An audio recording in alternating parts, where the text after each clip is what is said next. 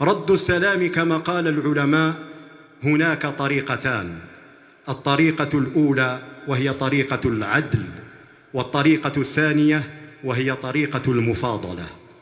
طريقة العدل لقول الله تبارك وتعالى: وإذا حييتم بتحية فحيوا بأحسن منها أو ردوها. ردوها أي بمثلها، هذا هو العدل.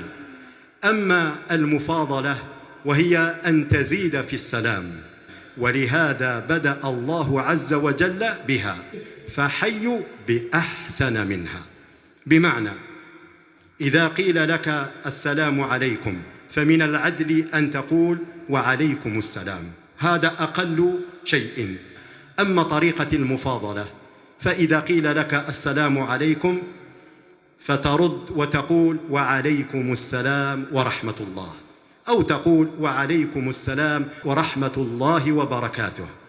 وإذا قيل لك السلام عليكم ورحمة الله وبركاته فمن العلماء من أجاز زيادة لفظ المغفرة، أي تقول وعليكم السلام ورحمة الله وبركاته ومغفرته، ولا زيادة بعد المغفرة لمن أجاز ذلك.